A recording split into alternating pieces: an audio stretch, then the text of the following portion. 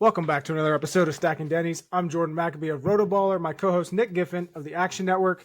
Denny Hamlin in victory lane for the third time this season. We now have two three-time winners this year. Denny Hamlin joins William Byron on that list through the first 11 races. Those two have combined to win 6 now. Kyle Larson finishes second. Martin Truex Jr. finishes third, which is basically the top three that every sportsbook had. The favorites, once again, crushing races. Kyle Busch comes home fourth after starting on the pole. Chase Elliott notches another top 5 finish at Dover. Noah Gragson with another solid finish this year, man. 6th. 7th for Ryan Blaney. Alex Bowman 8th. Our boy Daniel Hemrick comes home 9th. Helps someone take down that big GPP on DraftKings. And Ty Gibbs rounding out the top 10. Nick, what'd you think of that race? I know the biggest talk right now is aero blocking. Once again, another intermediate track, another talk about the aero and all of this. What'd you think, though? The race was good. It was a good race. Mm-hmm.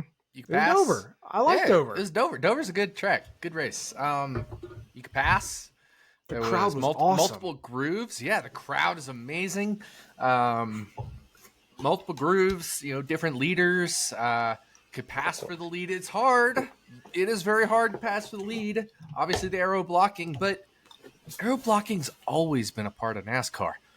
This car certainly makes it a little bit harder to pass the leader in certain circumstances, certain tracks. Sometimes it makes it a little bit easier. I think Kansas this weekend might be a prime example of, the intermediate package is one where we've seen a lot more action at especially the mile-and-a-half tracks. So I thought Dover was a great race. The tires wore. Certainly tires mattered. They didn't matter to the point where they were wearing and falling off, or wearing to the cords and stuff. So it was just normal tire wear. You could go 2, 0, 4, depending on the situation, depending on the number of laps that you put on your tires. And if it was only 3 or 4 or 5 laps, it didn't really make a difference. But if it was 15, 20 laps, all of a sudden 4 made a difference. And if it was 30 or more or whatever, 2 could make a difference. So, yeah, it was a really good race. I enjoyed it. It was, definitely better than a lot of the short track stuff we've seen this year. Yeah. And I think I'm honestly kind of getting sick of all the complaining about this car. Just because, and I know that I complain about it a lot too, don't get me wrong, but I guess I've kind of just accepted the fact that this is how this car is. So of course they're going to aero block. Of course they're going to use it. This is how they're going to win races. And unless you have an absolutely dominant car, which Kyle Larson, and I think Kyle Larson and Hamlin were very close on speed. I don't think Larson might have had a little bit better car, but it wasn't, significantly better. But the fact of the matter is we don't have the old racing style like we used to. I retweeted something today about old Dover races and how close you could get to the car. That's just not how this car works. So people, I think, need to accept it and just accept that this is the car and how it's going to work. But like you said, this week at Kansas, we're fully expecting this to be another awesome Kansas race. Kansas has been one of the best, intermediate tracks on the schedule, and we should have another great race.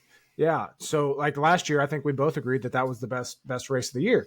Easy. So, I guess you got to take your positives with your negatives, but I thought Dover was a good race. I think Gluck's poll was about 60% yes, which, with how people are complaining afterwards, that's typical or kind of expected percentage, but that's what it is. I wish we had 2 Dover dates a year. I'll say that. And here's the thing. Yeah, I agree with you. I wish we had 2 Pocono, 2 Dover, 2 Bristol, right? Here's the thing. Back when it was Martinsville, I tweeted, this car is ruined Martinsville. Because it has. And especially in the spring. All 3 spring Martinsville races have been terrible. Yep. And somebody replied, this car's ruined the Cup Series. No, it hasn't. No. The car has not ruined the Cup Series. In fact, aside from Martinsville, which has consistently been bad, every other track has had a good race with the next-gen car. Occasionally, some have had bad races. I would say, for sure, Talladega this year was terrible. Richmond this year wasn't great. But I think the other 8 races were all pretty good this year. I mean, you remember So how we started off the year strong, like Daytona 500 is Daytona 500, but we started yeah, off with Atlanta, which was a great race. Vegas turned into a great race at the end. Phoenix Phoenix was was good. a lot better than we expected. Bristol was a good race despite all the tire issues. Like we had so many good races to start. I think Coda was great. Yeah, because remember we were starting saying the year like this people might got be the expectant. best year ever. Yeah, and then Yeah, it tapered down with Richmond and Martinsville. I know some people didn't love Texas because of the way if you got out of the groove, there was a lot of crashes and stuff, but I thought it was fine. hmm Talladega wasn't great for me personally. I didn't like it. But then Dover was good yeah, again. So, I don't think this is on pace for the best season ever, but I certainly on pace for an above average season. hmm yeah. I think we just went through a stretch of races with Richmond, Martinsville, the Texas, and Talladega where people are like, the animosity or whatever is kind of building up, and people are going to find anything to complain about. And I'm not going to sit here and say Dover was a great race, but it was an above average race, is where I'd Yeah, put it. I agree.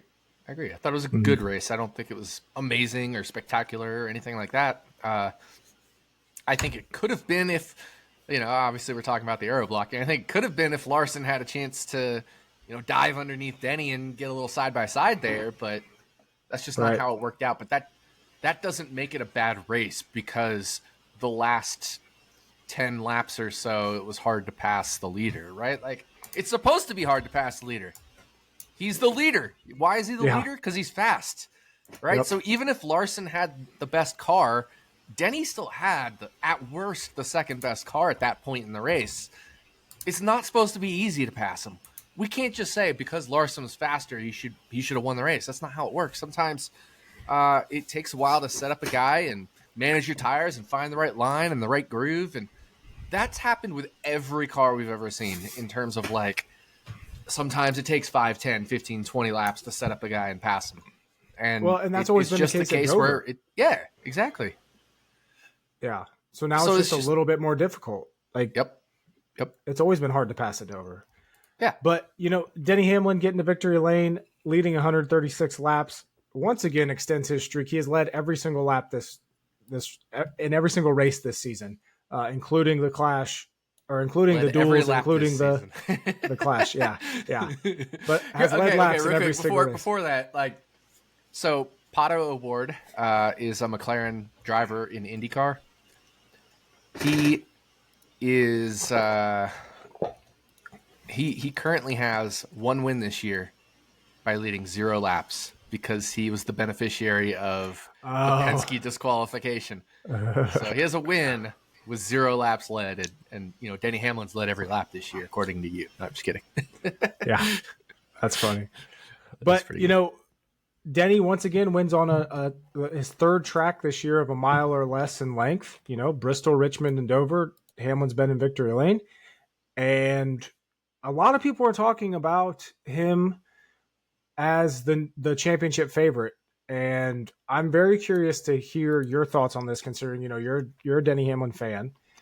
Um, do you think this is the year for Hamlin, or is this another year where, like, we've seen him get off to a hot start before, where he's going to fizzle out? Um, I think Denny and Larson right now are probably the two best drivers in NASCAR. I think Larson's the best driver, and JGR might have a slight leg up on Hendrick Motorsports, making them relatively equal. Mm-hmm. William Byron's right there, of course. So is Hamlin the favorite? I would say he's probably a co-favorite with Larson. I don't know if he's the favorite, but it certainly seems like a Denny Hamlin type of year. Just the way everything's fallen into place, the Netflix show or whatever it is, the NASCAR Netflix show, I think it is. I haven't even really watched it. Neither have I. I'm a bad reality NASCAR fan or whatever it is. I haven't even watched the new 100 Days to Indy for IndyCar yet. So it's not my thing, these reality TV shows with racing. But I love NASCAR and I love IndyCar. But look, Byron has 3 wins. Hamlin has 3 wins. Larson's been the most dominant car this year, though. 126 stage points for Kyle Larson.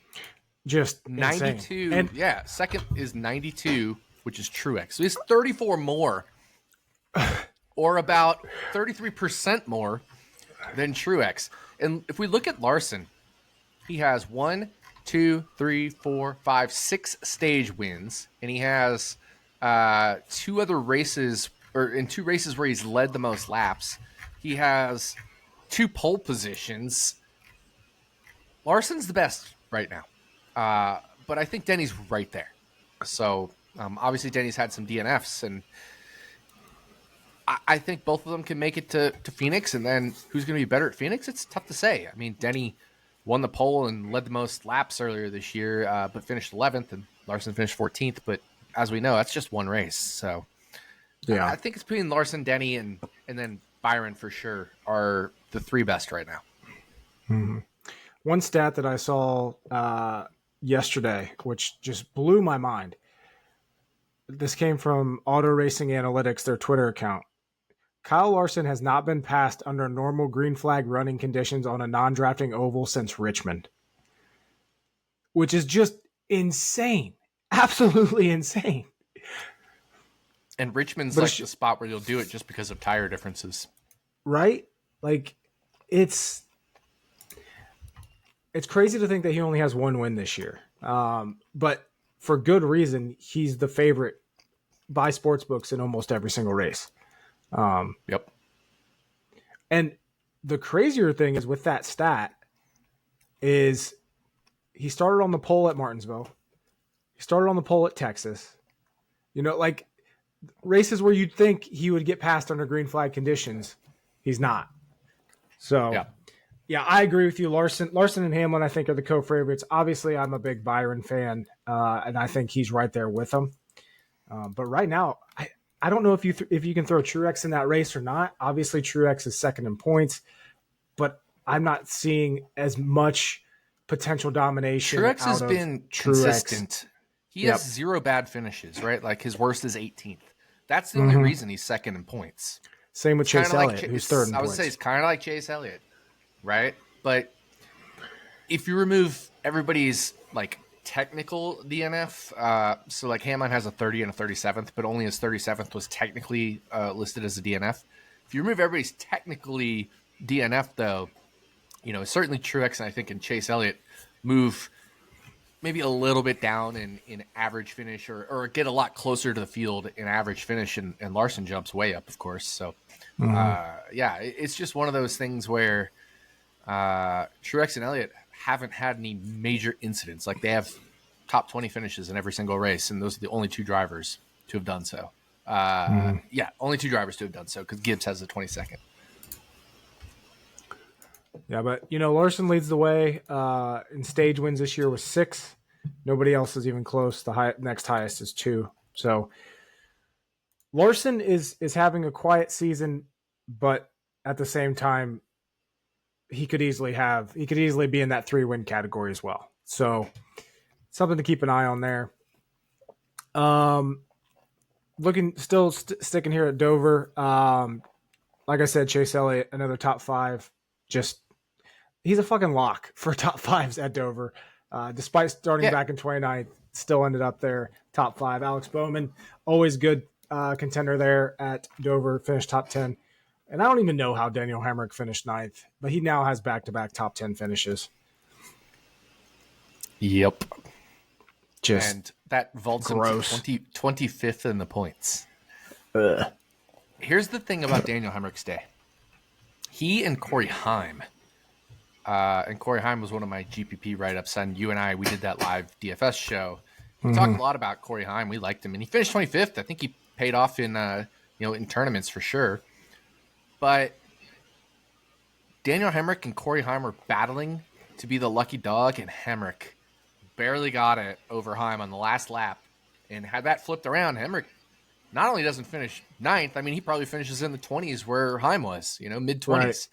So, and then he was the beneficiary of that late strategy where he stayed out long and caught the yellow with only 8 or 9 cars on the lead lap. And I think he ended up losing the spot even, so that's why he finished 9th. But was a good day for Daniel Hemric. Don't get me wrong. I mean, when you have speed that's in the mid 20s or 22nd or something like that, that's much better than where he's been all year.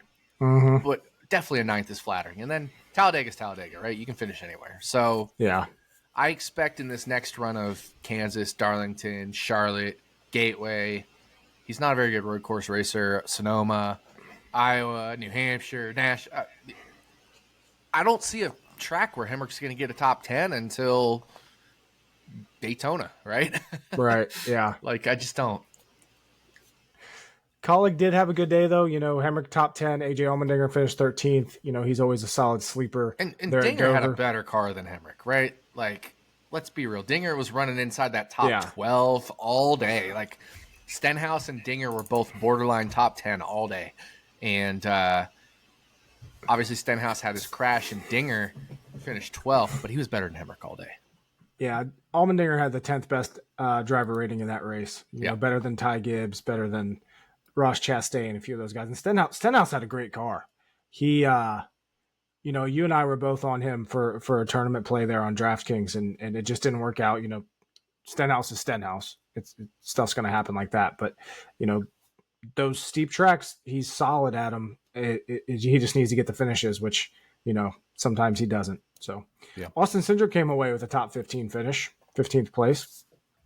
After a good qualifying effort, too, ended up 11th.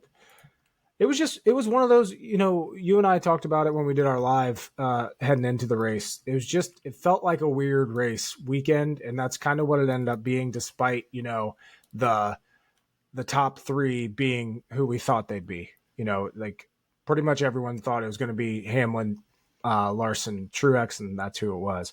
And Byron, like my top 4 were those. And until Byron had his pit stop issue, I mean, he was a top 3 or 4 car as well. So like both of our models, our algorithms nailed it. And, I think as far as like DFS analysis, I mean, I wrote up like Truex and Denny should be pretty close in ownership, in my opinion, even though I think Denny will be higher owned. And, of course, Truex goes out and dominates the early portion of the race, wins stage 1. So, like, I had written up Heim as a tournament play. I wrote up Reddick as a tournament play. He had not a great race, so that was probably like the biggest miss I had. But, of course, Elliott and cash games, I think obviously Truex, Larson, all those guys were obvious DFS plays. So I feel like it was even though we were a little concerned about that race, I feel like most of it went according to plan. Yeah. My issue was I wrote up Kez as a cash play, as a core play, and I really liked it. Like he was one of the few that was making his way through the field early in the race, and then he had that one issue and his day just went to south. So you're gonna have that, and then I'll get to my bets a little bit later with wine about it, but overall, yeah, I'm happy with my analysis on Dover, and I'm also happy to move on to Kansas. I'll just put it that way. Yep. Also, I'm back on the Sunny D seltzers. There you go. Found one in the fridge. Those are good. A couple other surprises. Ross Chastain was not very fast at Dover like we expected. He was super fast here in the next gen era and just did not have that speed last weekend. Started 22nd, finished 12th. And Joey Logano was, pretty bad. He ran the back half of the teens for most of the race, which based off his practice times wasn't expected, and based off his Dover history wasn't really expected. Like he's had a couple of mediocre Dover races in the next gen, but one of them was an incident. Another one, he corded his tires all day.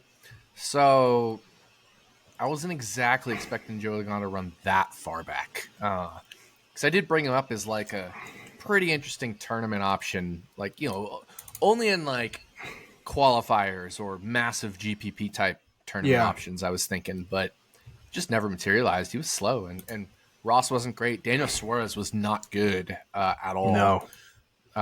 So definitely some surprises at Dover. I think it's time to start asking whether Joey Logano wins a race or not this year. Oh, I'm very think it's very possible he doesn't. Right? He has won at least one race in 1, 2, 3, 4, 5, 6, 7, 8, 9, 10, 11, 12, 12 straight seasons. I honestly don't know if he wins one this year. I agree. And Ford, they're struggling, like, as a whole. Ford is 7-1 at some books. I know we're getting ahead of ourselves. There's 7-1 at some books for Kansas. For all of Ford to win. Joey Logano is 50-1 at Superbook. Like, when do you ever see Joey Logano 50-1 at any racetrack? And here's the thing, like, again, not trying to get ahead of ourselves, but my model has Joey Logano at 1.9%, which is exactly 50-1, right? Because that's 1 over 51. So it's, I mean, technically I have 0.6% value on Logano because it's 1.90% versus 1.96% implied. Wait, no, so I don't even have value on Joey. I have negative 0.6% value on Joey. Yeah, it's wild to see. But what's also interesting is that Stuart Haas, I think it says how shitty Stuart Haas was last year because we're sitting here saying that Stuart Haas is greatly improved, but Ford overall is down. It's such a weird thing going on right now. But yeah, Ford is definitely, the third manufacturer, which isn't good for them, unveiling this new car and being that distant of a third. But we're getting to that point of the season where typically we see a shift in speed. This is typically the time of the year, these next couple of races where Hendrick falls off. Well, it'll be interesting to see if that happens again. But definitely through these first stint, Joe Gibbs Racing, Hendrick Motorsports are just killing it all. So you got anything else from Dover? No, I mean, to your point about, Ford with the new car, like preseason, I was kind of like, man, Hendrick, what are they doing? Like, they're the only ones not debuting a new body. They'll be kind of stagnant. Obviously, they'll make gains just because they understand their car better and stuff. Like, they're going to be better than last year. But, like, Ford ideally ran a new body to be better than last year, a better body than last year, and it just hasn't been. So you got to question what's going on in that camp. Is it engines? Is it the body? Is it... I don't know what it is that's going on with Ford, but they're not good right now. And the only car that's even remotely good is Ryan Blaney. In terms of like week in and week out performance, you'll see other spike weeks from the other Fords, right? Like Keselowski will have a spike week, or Buescher, or Noah Gragson, or Joey Logano. But the only consistently good Ford right now is Ryan Blaney. Yeah. And even when we say consistently good, like his good is like a top 5 car. He's not going to go out, like you said, and dominate. We've talked about this many times with Penske as a whole or Blaney, but he's not going to go out and dominate races right now. But he can run top 5 in a bunch of races, whereas it seems like almost no other Fords will go out and run top 5 right now. Yeah. He the most laps led this season for him was this last week at Dover. He led 47 and finished 7th. That's kind of where, they're at. And, Gragson has had some good runs, don't get me wrong, but Blaney is like if they didn't have Ryan Blaney, we'd be looking at why is Ford even in this sport, because but at the same time, Blaney's still not challenging for wins. So yeah, I don't think they didn't have Blaney, Ford would probably be 10-1 for Kansas. Right. Yeah. And Blaney, I was looking at some Kansas stat, again, not to get too ahead, but for some reason, Ryan Blaney cannot get good finishes at Kansas here as of late. 1 top 10 in the last 6 starts at Kansas for Ryan Blaney, and it was a 9th. Which is funny because when we look at my track quality metric or whatever you want to call it, Kansas is an average track for Blaney. He's 0.4%, which is nothing worse, air quote worse, at Kansas than his average track. So he's just your typical Ryan Blaney at Kansas. But for some reason, the finishes haven't been there. But the performance is better than the finishes. It is because, you look at, going back to all the way, he has not had a top 5 here since 2017 at Kansas.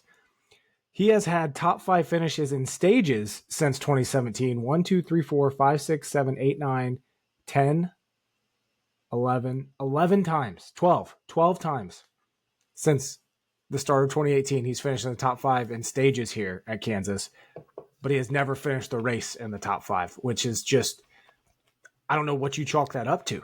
It's bad luck or just, I don't know.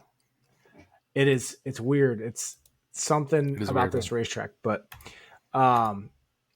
anything else from Dover for you before we move on to the point standings? I don't think so. I'm looking at Dover and just kind of perusing the results, the loop data, that kind of stuff. I don't really see anything too interesting. Here, real quick for Dover, what'd you make of Christopher Bell's race, right? Because he wrecked in practice, wrecked in qualifying, came through the field and looked like he was about to have a top 10, or getting close to having a top 10. I know both you and I were heavy on his top 10 finish, but then got caught up in that late wreck that was not his fault, along with Bubba Wallace. And just curious your thoughts on both Christopher Bell and Bubba Wallace's races, given the result. I'll start with Bubba Wallace. Bubba Wallace, once again, I think this is the second week in a row that he DNFs while having a solid top 10 day. And Denny Hamlin said it on his podcast, and he was absolutely right. Right now, Bubba is a week in, week out top 10 driver. Yeah, and absolutely. I understand why he's frustrated, but I think he needs to try to get that under control to get back to where he's at. And Kansas is a great track for him. He could go out and win this week. So this should be a good rebound week for him. Christopher Bell, and I'm glad you brought this up because I was going to bring this up when we got to the point standings. If he didn't have that win at Phoenix, we'd be talking about Christopher Bell potentially missing these playoffs. That's the type of season he's having. And 3 DNFs through the first 11 races, permanently on my dead to me list. I will never bet on Christopher Bell again. This is part of my whine about it, by the way. I will never bet on Christopher Bell again. And I'm going to save that for the whine about it. But I don't know. Like that wreck, I thought it was more Zane Smith's fault than anybody else's. That was 100% Zane Smith's fault. And another guy that's completely dead to me, Zane Smith, has cost me so much money this year. Yep. Yeah, I don't know what Zane Smith was doing, but I don't know. Even before Bell got caught up in that wreck, I just didn't feel like they had the speed that we expected. I don't know. I feel like we obviously have Truex and Hamlin just blazing fast week in and week out. And then it feels like Christopher Bell is just like so not there. And I don't know why. I don't know if it's because he's just, is he as like strictly, we can only talk about him at short flat track. Like it's kind of where it's at.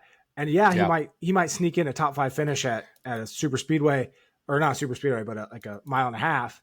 Mm-hmm. One, because they've always qualified super well at those tracks and just overall in general. But I feel like Christopher Bell is not living up to the hype that we have that he started to build over the last 2 seasons, especially after coming into Cup. Yeah, well, guess what?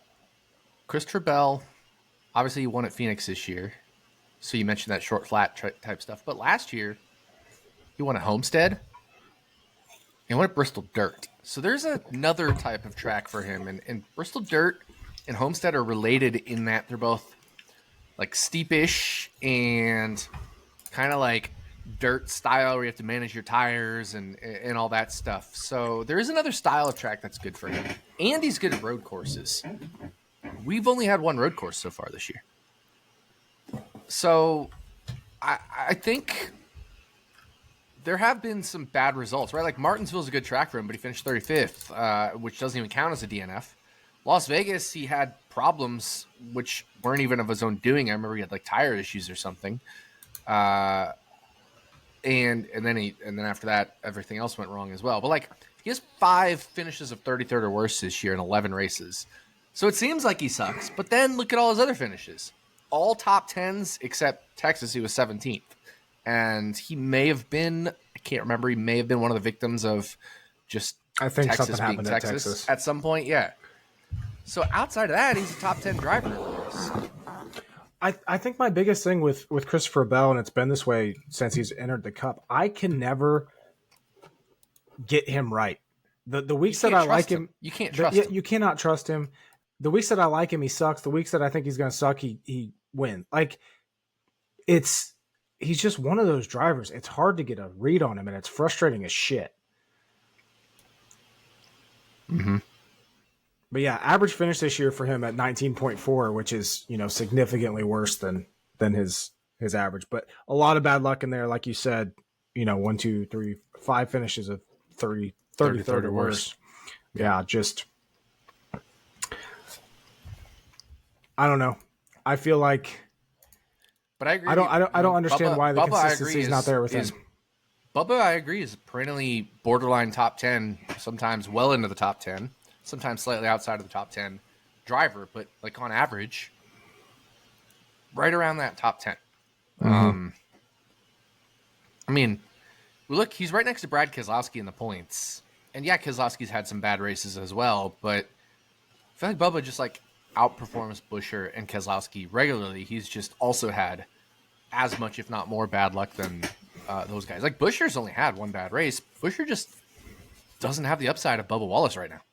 Buescher just doesn't wreck or have issues. I mean, he has 18 stage points. He's another consistent guy. Yeah. But he's a consistent guy, but not consistently at the front. Right. While we're looking at the point standings, let's get to that. Like I said, Larson still the points leader. Truex, Elliott top 3. Hamlin moves up to 4th. Byron falls down to 6th in the point standings.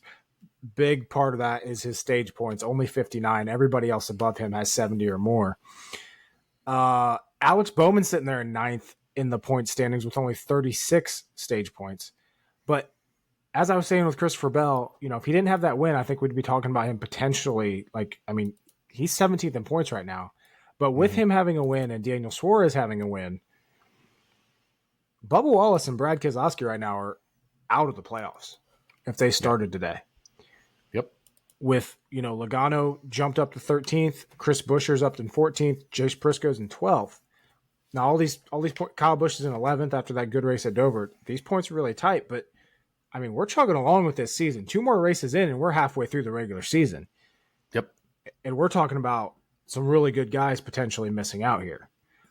As we said, I think Cindric, as I talked about last week, Cindric on back, they're going to need a win to get in. Cindric's not getting in on points. Hocevar's not getting in on points. Gragson isn't. Nemechek isn't. Eric Jones, we don't even know when he'll be back. Which, by the way, we called that last week. Yep, we did. Yep. Barry, Hemrick, those guys aren't getting in without a win. Yeah. I mean, Cindric is 41 points back of Buescher, but we also know he's just not as good as Buescher, so he's just going to keep losing ground. Yeah. So he's toast. I mean, right now, you have to win it and get in if you're Cindric or lower. And if you're Brad Keselowski, Bubba Wallace, Chris Buescher, Joey Logano, Chase Briscoe, Kyle Busch, like you said, that's where the bubble is right now, and it's only going to move up if we get a McDowell winning a road course or a Eric Jones winning a Daytona, that kind of stuff, right? The cut line's only going to move up. So you're right. There will be some good guys, and this is like of the next gen 3 seasons so far. This is the one where we've had the fewest winners through 11 races, right? We had 2 3-time winners, and then a bunch of 1-time winners. So, we didn't have that after 11 races in either of the other 2 seasons. I think we had a couple 2-time winners or maybe like 1 3-time winner, that kind of stuff. But right now, we're sitting on multiple 3-time winners. You got to think Larson, Hamlin, and Byron especially, those 3 are going to grab at least 1 more win. So maybe even this week at Kansas. Yeah, exactly. So if you're Keselowski through Kyle Busch, like we said, you got to find a way to win or be extremely consistent. You can't have bad weeks anymore. No. I do think, though, I think Bowman and Chastain are both, as long as they avoid catastrophic failure, they're good. Yeah. I still think those guys are solid. I agree with that. Yeah. If I'm like, good on Daniel Suarez for getting that win at Atlanta, because That's huge. yeah. But let's go here. Playoff points. Hamlin now leading the way with 17 playoff points. Byron has 15. Larson has 11. Christopher Bell has 7. And everybody else, Chase Elliott has 6. Reddick has 6. Suarez 5. And then Truex with 2. It's wild that Byron only has 15, given he has 3 wins. He doesn't win a stage this year.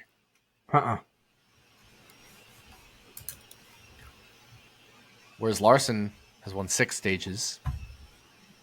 Elliott has. Oh, sorry, no, he had the win. I forgot. I was like, Elliott's won 6 stages. No, he has a win. Austin Cindric has 2 wins, stage wins.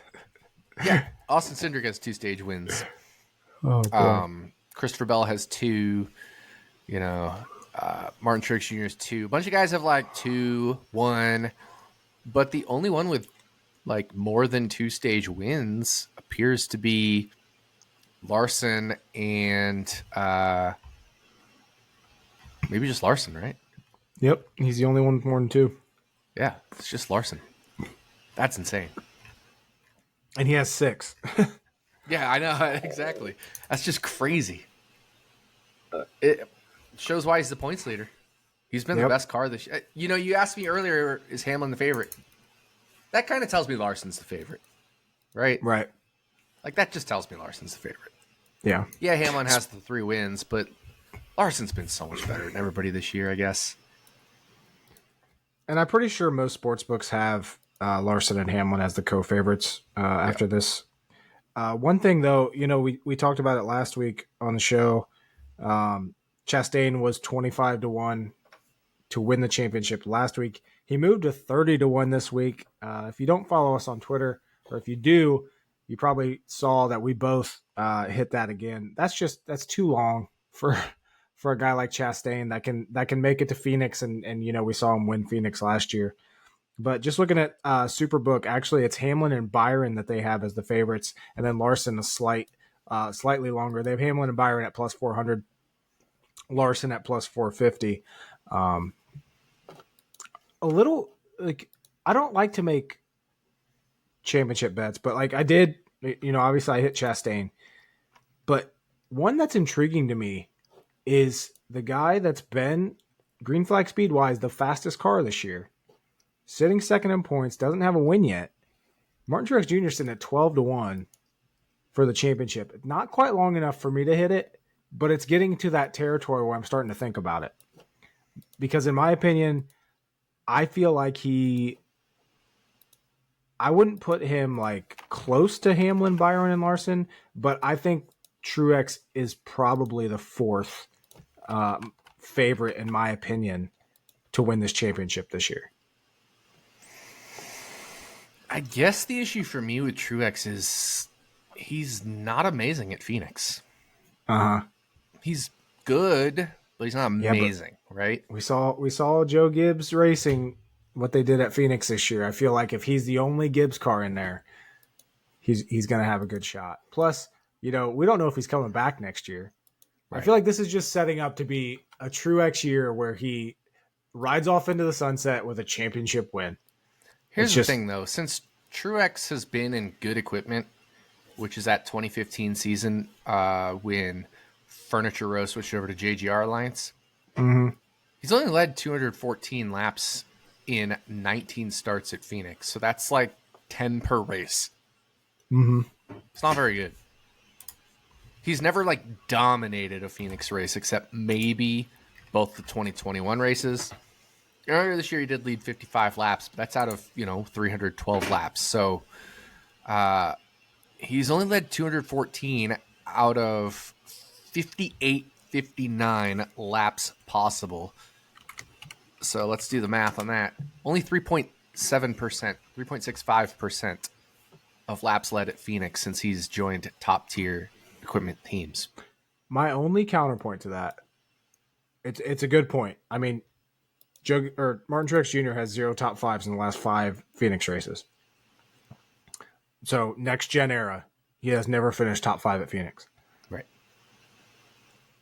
But like you said, he led 55 laps earlier this year, which he has not led over 50 laps there since 2021, where he finished first and second in the 2 Phoenix races. Yep.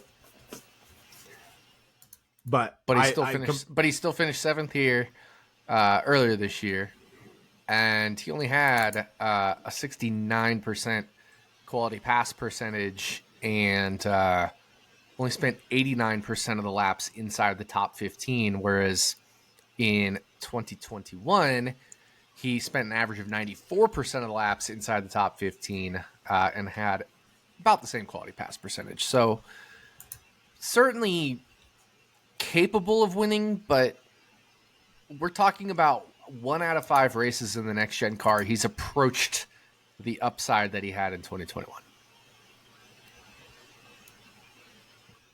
Was 2021 the year that he should have won the championship, but David Starr killed him? I don't remember, honestly. I think it was. That was the last year that sportsbooks let you parlay the Phoenix race winner with championship winner. Yeah. Oh, I remember that. That was always a ridiculous bet. But yeah, that's just my no reasoning other than I randomly think it's going to happen.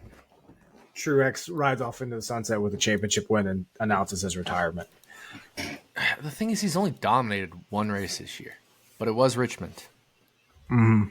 But he's always amazing at Richmond.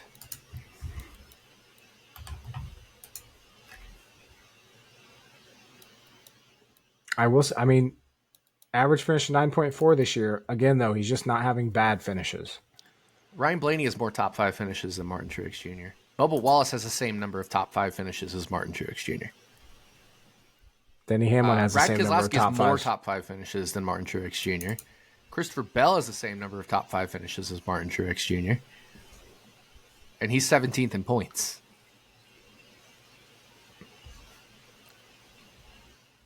I don't know, man. I just think second most stage points. I feel like that car's just been fast all year.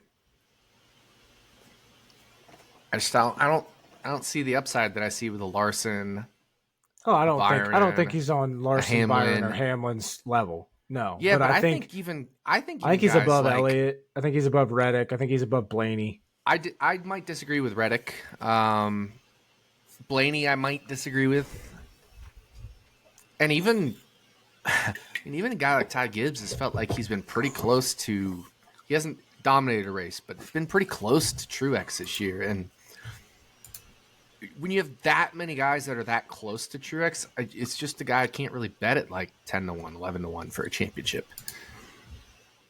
I'd rather just take 30 on Ross or something. Oh, for sure. I haven't bet Truex for the championship. I'm saying he's getting to where if he would get to like 15, I think is where I'd probably pull the trigger. Yeah, I agree with that.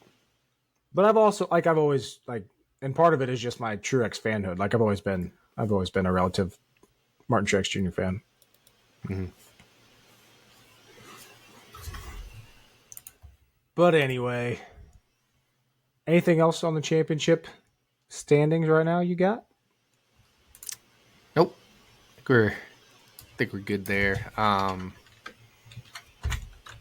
Daniel Hemrick's 25th in points. Hashtag trophy hunting. Yeah. Man. All right. Wine About It, presented by RotoBaller Winery. I'll go first this week. Go for it. Oh, man. Again, RotoBaller Winery, make sure you check them out, RotoBaller.com. Great sponsors of this, as well as the Brew Kettle. Great sponsors of this podcast. I'm about to, once I finish this Sunday, I'm going to go get one of my Brew Kettle beers. I'm whining about, I don't have much to whine about the race because I halfway watched it. I was working at the same time, so I was just kind of like watching it, but I wasn't fully paying attention.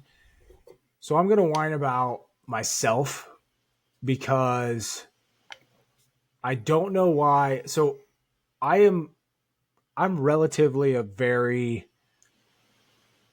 conservative better. Like, I find the bets that I like, but I usually don't go too crazy on them. Now, there's times that I do. Like, I dumped however much money on Blaney, top 10 at Martinsville a while ago. Like, there are times where I get stupid. And this last weekend, I feel like I had a lapse of judgment betting Christopher Bell top 10. Because I put 3 units on it, which is, I think it's probably my biggest bet of the year. And I don't know why I did that. Because I had Bowman top 10 early in the week. I had Elliott top 10 earlier in the week. You know, both those hit. I had over 3.5 Toyotas top 10 for Dover at plus 135. And of course, we had 4 in the top 11, 3 in the top 10, 4 in the top 11. That was just a kick in the balls. But if I would have just stayed with like 1 unit on Bell, I would have had a profitable week. And I don't know why I went so crazy, because my 2 bets that I really liked after practice in qualifying were Bell top 10, which, like I said, I would bet plus 160 again without even thinking about it. I mean, I bet it too, 100 times. Yeah, we both bet it. But then I had Bowman over McDowell, and you had this too. Bowman over McDowell stage 1, which is, and I stayed in my lane there, like my typical betting lane there. I put $135 or whatever on it to win 100. Yep. I don't know why I didn't stick with that with Bell. So I'm irritated with myself, because if I wouldn't have went so heavy on Bell top 10, I would have had a profitable week. Instead, I lost $200. So that's my one about it. I'm just irritated with myself. Are you mad only because you didn't profit? Because, like, I don't care if I don't profit, right? If I see something that has an edge and it's that big of an edge, and I do think Bell plus 160 was a pretty darn big edge. Like, he should have been even money ballpark. That's a pretty big edge. Like, I don't mind hammering that. So if you're mad at yourself for going heavy on something that had that big of an edge, I don't think you should, only because you didn't profit. I actually disagree with that line about it. I'm irritated that I didn't have that same mindset for the other. Like, I thought Bowman over McDowell was a very similar edge to Bell top 10. So I'm irritated at myself for not hammering that using one. Yeah, exactly. I thought Bowman top 10 even money. But that's what I'm saying, though, because it sounds like you're mad that you bet Bell pretty heavy, but no, it's because I didn't have to be mad about that. It's because I put that one on a pedestal. I didn't mean to say it like that. Sure. I put that one on a pedestal, whereas I feel like Bowman even money top 10 was a very solid edge to have early in the week. Elliott minus 140, and I didn't use the same mindset on those bets, and Bowman over McDowell stage 1. I didn't use the same mindsets making those bets as I did the Bell. For some reason, I just decided to go super heavy on Bell, whereas if I should have just kept it all the same.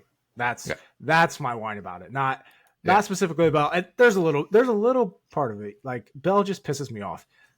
Bell has cost me so much fucking money in NASCAR betting that like I said, I will never bet on Christopher Bell again unless it's something stupid. Like, he won me money at Phoenix.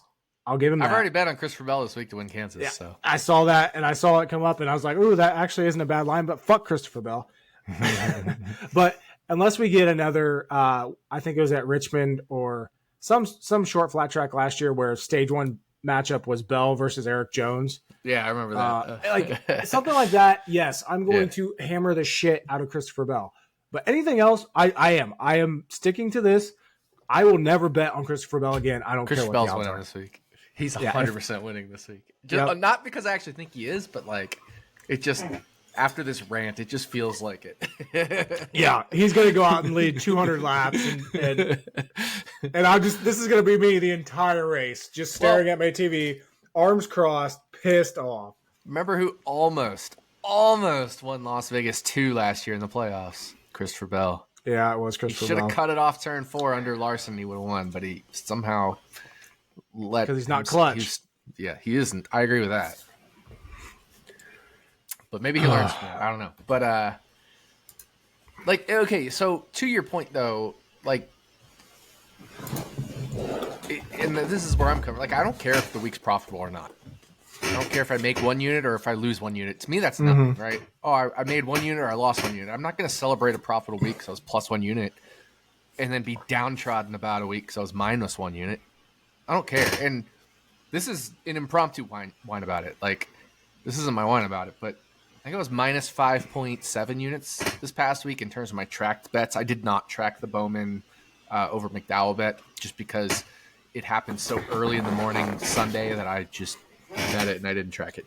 A slightly better week, but it was only 1 unit better than minus 5.7. It was minus 4.7. But like, I don't care. That doesn't matter to me. I care about what happens in the long term. I'm not a week-to-week guy. A lot of people live and die week to week on everything. And I'm like, I don't care, man. I had last year, remember, I had a 3-month downswing where I lost 25, 30 units. I still ended up plus 25 units tracked last year and more untracked because we didn't have the custom tracking last year in the app that we have this year in the Action Network app. So it's like, I just don't care. Yeah, it sucks to be in a 3-month downswing or a month-long downswing even, but like, I just don't care. I don't care. I'm so over like week-to-week stuff. And you'll see me like, for example, in the IndyCar, I hit that Scott McLaughlin 6.5 to 1 because my local book in Vegas left odds open during qualifying. And I put $1,000 on it at 6.5 to 1, and he won. I'm like, yay. Yeah. Like, I was excited, but at the same time, it's like, yay, cool. Right. So I had a profitable motorsports betting week, just not NASCAR. But in the end, like, the only thing that really gets me excited now is like hitting Kyle Kirkwood to win. That's basically it. It's not quite like that. Like, I do like having earlier this year, I think I had a 20 unit week or 22 unit week, which is nice. Those are always fun, but that's the whole point. Is like, my whole goal is like lose a little bit and then win big. That's how I've always been as a bettor, and some people can't take that. And if you can't take it, if you can't stand losing 3 weeks, 4 weeks, 5 weeks, 6 weeks in a row, honestly, don't follow me, because that's how I operate, and I have always been that way. For the last, I would say at least since 2019, I've been that way. Before, I was much more like even in DFS, before 2018, I was more of a cash game player, and as like betting, I was more like head-to-head, that type stuff, and I was still like that a little bit through 2019, but as time has progressed more, I just get more and more aggressive and more risk-taking because, A, I've built a bigger bankroll, and I can afford to take those risks, and B, that's just the way my mind operates. Like, I think in distributions and stuff. I have a math brain.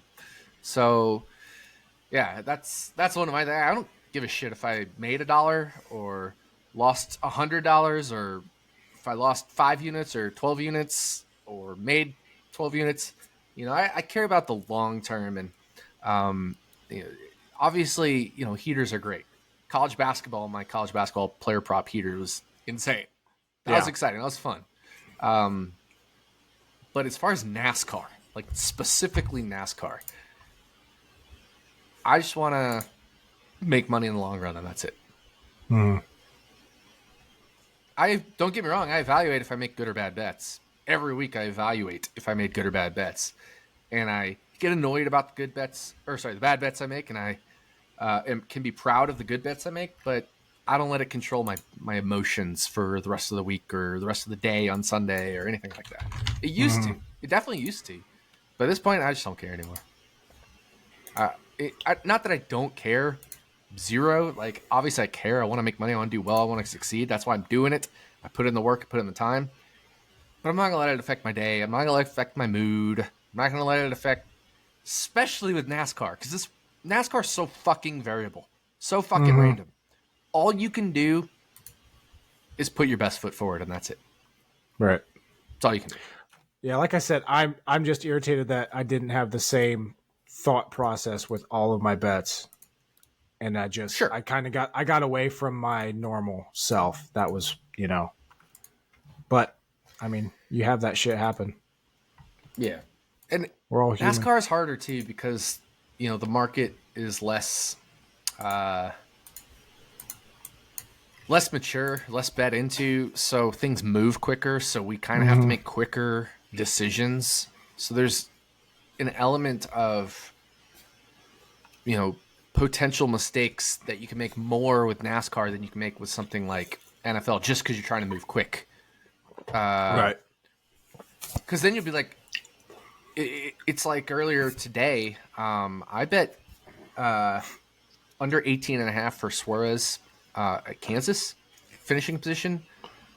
But by the time I could give it out to the Discord, it was already 17.5. And I missed 19.5. So it's like, am I mad that I missed 19.5? Am I mad that I gave out 17.5 to the Discord? Like, it's just how NASCAR betting is. And we just have to accept that. You can make more mistakes NASCAR betting because we're trying to be quicker. Speaking of those over-under finishing positions, oh, hey, I found them. They're under other now. I haven't been able to find those for fucking 3 weeks. All right. Never mind. I was going to complain about that, but now I'm good. They're actually, what I've seen is they're showing up just under the general like futures tab or whatever it is. And you just scroll down and it says like Michael McDowell finishing position. Yeah. I do have one more sub one about it. Can these sportsbooks stop putting fucking odds in alphabetical order? Yeah, that's the dumbest shit ever. Caesars did it, and now Bet365's doing it. Fucking stop. It is such a pain in the ass to try to figure out what the hell is going on. Yeah. Circa does I'm not even going to elaborate. That's just fucking stupid. Circa does it. But yes, I agree. It's dumb. Dumb. Was that your full whine about it? No, that was a total tangent just because you made me think about that. So, my whine about it, by the way, presented by RotoBaller Winery. I'm going to try the Passion Peach today. I have never tried it before. I'll open it. Ooh, I like that. If you like peaches, you'll like this. The only okay, here's my sub whine about it. I still have some like minor, I don't know if you can see it, but minor little splashes of red wine in there. So I'm gonna have to like give a little shake and a swig before I really try it. Let's get the ASMR in here. That's such a good sound. It is. It is. I hope y'all can hear that on the audio version. So I'm going to try this peach.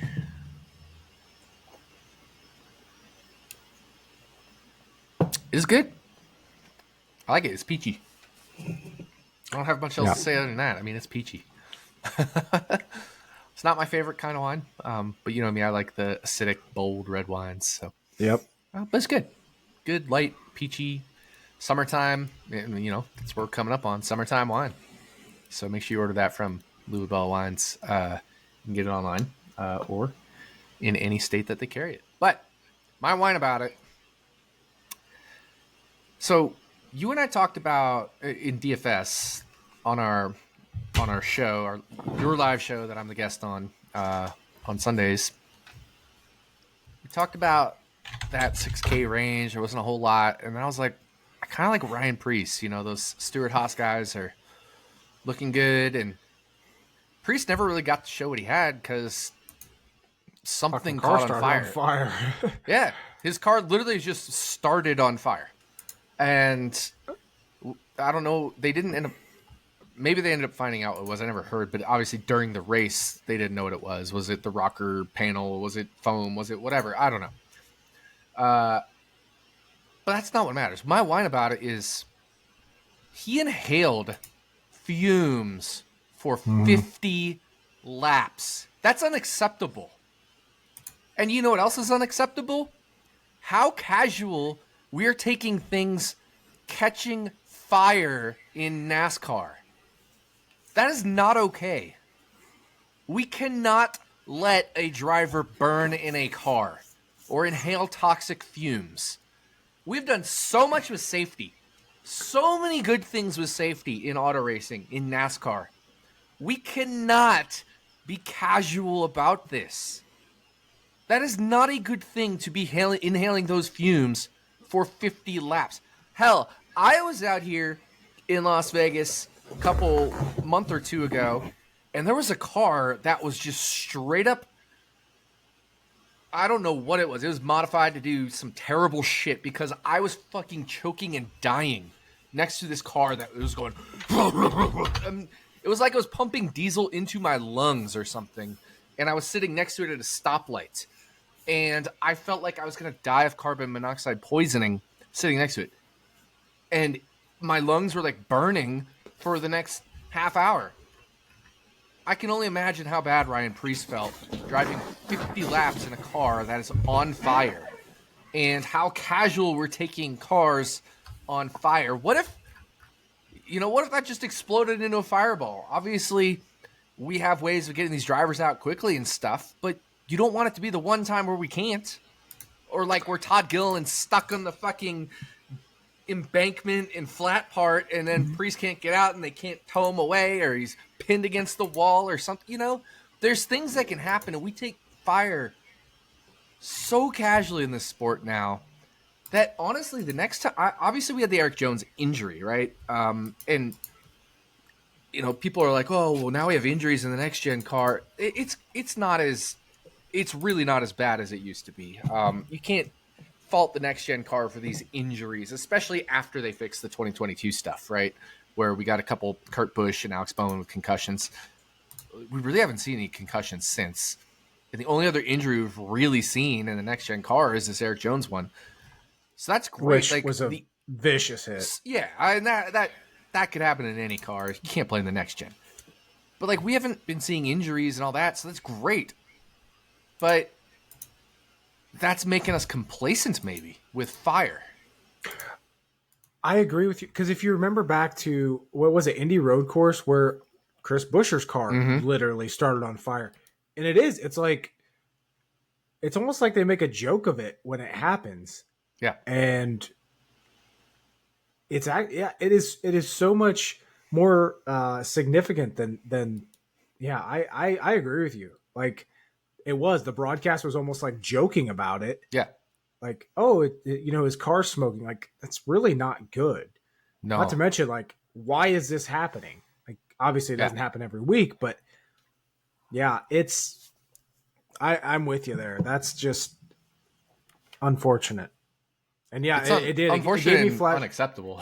It gave me flashbacks to Buescher at Indy Road Course. That was 100% what it gave me flashbacks to. And yeah, I remember Harvick had a fire incident that year as well. Darlington. Yep. So we're just so casual with fire. But fire, I mean, there's literally a fuel cell in these fucking cars. Yeah, there's literally a fuel cell in these cars. We saw a guy light himself on fire and kill himself outside of President Trump's thing. Fire is not something to be messed with.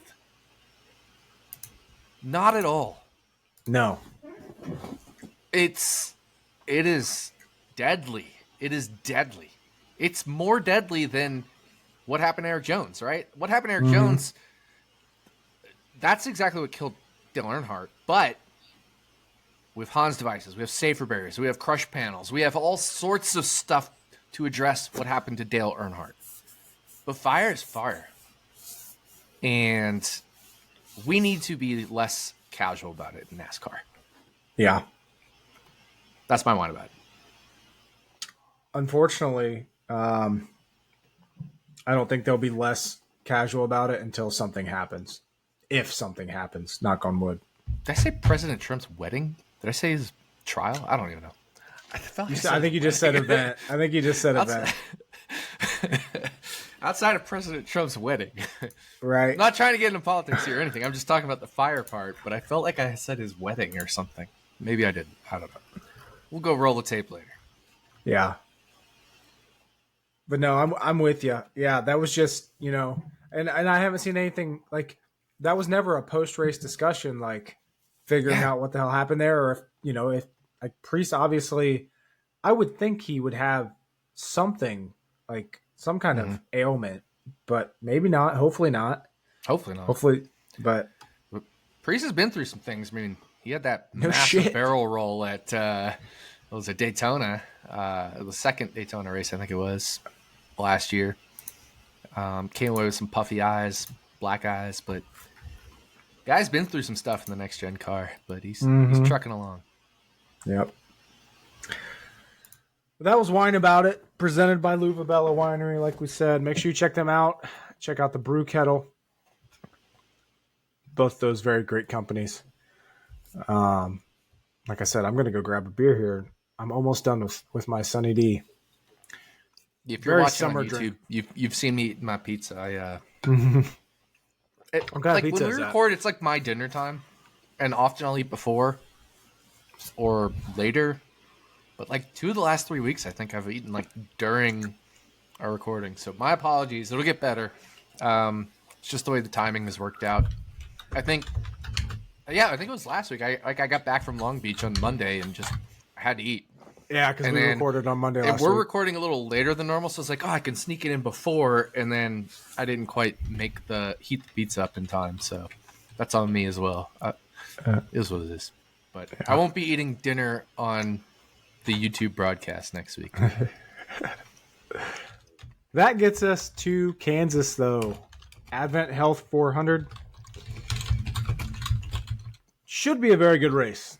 Kansas was great last year. Hamlin almost completed the sweep if it wasn't for a late race caution.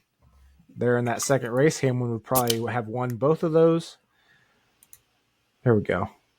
I will open beers, though. That's what we were known for at the start of Stacking Dennys, was how many beer cracks would the episode I know. Denny Hamlin, 5 straight wins here at Kansas right now. Or 5 straight. I am talking with Denny Hamlin in stats tonight. Five straight wins have led every lap this year. Oh my God! Are we like it's not Max Verstappen? It's Denny Hamlin. Like, oh man, 5 straight wins at Kansas, led every lap this year. Minus 500 odds for Kansas. No. Yeah, Denny Verstappen. Anyway, Kyle Larson the favorite right now heading into the race weekend, plus 400, the best that you can get him. Denny Hamlin's at plus 450. Then we got Reddick at plus 600. Truex 8-1. Byron 9-1. Bell, you already bet him at 14-1, I believe. You got 14. Mm-hmm. He is now 11. Chase Elliott at 11. Bubba Wallace, you can get him at 15 on DraftKings. Ty Gibbs at 16. Ryan Blaney. See, this is where it's like surprising me. Ryan Blaney 22-1. I feel like I need to just. I'm actually going to bet Ryan Blaney 22-1. Like, where is this? DraftKings. 22-1 at DraftKings. So that's what it's. Let me double check. So here's the thing: my model's really high on Ryan Blaney, but I don't trust it. Obviously, not that I don't trust my model. I do, but like I don't trust the specific Ryan Blaney part. But at some point, you just gotta be like, yeah, 22-1 is too probably. Long. Yeah, like even if I drop him down a bunch, at worst I can get plus 20-25. So 22 is too long. So I'm gonna bet him 22-1 at DraftKings here on air on Stacking Dennys. I'm going to join you on that just to put the Jordan jinx on Mr. Blaney.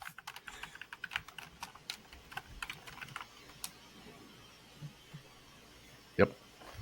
And Blaney for me is it's only going to be like a half unit bet. I bet all these other guys 1 unit, and that's the thing. Like, I will lose most weeks because I'll do like 1 unit on my head to head, which is plus 115, and I'll do 1 unit on Christopher Bell at 14-1, right? So it's like all I'm doing is hoping to hit these like shorter odds bets to kind of break even on the week. And then hit my outrights or my top manufacturers and stuff that are longer to make profit. And if I don't hit a winner, and here's the other thing, Jordan, when you're, whining about going back to Dover, when you're whining about that, almost every person I saw on Twitter that bets NASCAR either had Denny Hamlin and made money or didn't have Denny Hamlin and didn't make money, right? So either your week was based off whether you had Denny Hamlin outright or not. Mm-hmm. Otherwise, you lost money. You didn't have Denny Hamlin outright. I didn't have Denny Hamlin outright. Greg didn't have Denny Hamlin outright. Some other people didn't have Denny Hamlin outright. But like Chris Pinnell had Denny Hamlin outright, so they made money that week, which is great. But if you didn't have Denny Hamlin outright, you didn't make money. It seems like is how that race went, and that's just kind of the randomness of NASCAR. Like would 100% all over again bet pretty much every single bet I made. Even Daniel Suarez 5-1. I know he was terrible going into the week, but I made that bet midweek. Once I saw his practice and qualifying, and people were asking me, should I bet him 5-1, 6-1? I was like, I wouldn't really. If you want to like sprinkle it, technically I show value on it. But I made a large bet on Daniel Suarez midweek at 5-1, and he was terrible. But I would make it again midweek if I had the same information I had, right? And going for Kansas, I took Daniel Suarez, like I said, under 18.5 or fine with under 17.5. And here's the thing. He moved from 16.5 to 19.5 back down to 16.5. Daniel Suarez did. So he's kind of, people are all over the place on him. They pushed him up. They pushed him down. My model likes his under because Vegas, he wasn't great in green flag speed, but remember, he took 0 tires. He and McDowell took 0 tires on one of those things. They stayed out. They didn't even take 0 tires. They just stayed out. And both of them just dropped for the field. And that was a long green flag. Like, that was a whole fuel run, essentially, where they didn't have tires and everybody else did. And that's what killed their green flag speed. If you look at both McDowell and Suarez in green flag speed at Las Vegas, it's not representative of how good they were. That's why I use flags. Yep. And Daniel Suarez was much better in flags at Las Vegas. I wouldn't say amazing, but much better. And then we look at his Kansas finishes, Daniel Suarez. 3 of the 4 were better than 18.5 or 17.5. And the other one was a DNF where he ran pretty well. If we look at his finishes in the next gen era at classic 1.5, so Kansas, Charlotte, Texas, Vegas, all of them have been better than 18.5 or better than 17.5, except his DNFs and one other finish. So same thing with Dover, like where I felt pretty good about my Daniel Suarez bet midweek. I feel good about my Daniel Suarez bet midweek this week. My model makes his median 16.5, so that's why I took under 18.5, under 17.5. But maybe the practice and qualifying will come and they'll be like, man, he sucks. But I feel good about my Daniel Suarez bet now, and I felt good about it at Dover. I forgot about his because he even led 15 laps there at Vegas too. I forgot about that. That's race. because he stayed out and did the no tire strategy and was But better he than McDowell on no tires. Yeah. But I mean, yeah, like I said, he held him off for 15 laps, and then he just tanked through the field once those tires really wore. Mm-hmm. Because I was at that race. I remember like clear as day. What happened there? Mm-hmm.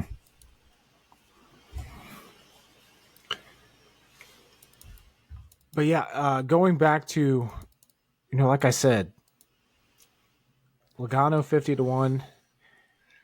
Any long shot, like I think Larson Hamlin definitely should be the favorites this weekend. And right. Especially how great Hamlin has been here at Kansas recently. Yeah. Is there any value in some of these other long shot guys that you see? Because I mean, Keselowski 45-1, Buescher 55-1, Kyle Busch 28-1. Technically, I have value on Keselowski, but it's thin, even less convincing than Blaney. I don't have value on Kyle Busch. I have him 2.5%, which is like 40-1. I have Buescher around 40-1. So I mean 55-1 technically, but like a lot of these are like technically, and so it's like technically Brad, technically Buescher, technically Blaney. Why not just bet Ford 7-1? Yeah, like actually instead of betting Blaney 22-1, I probably should have bet Ford 7-1. But the thing is, I think if Ford wins, I think it's Blaney. So right. I'd rather just take the 22. So it's a spot where I'm conflicted on because I do have value on Ford 7-1, but I don't trust that value, But the biggest Ford value I have is specifically Blaney.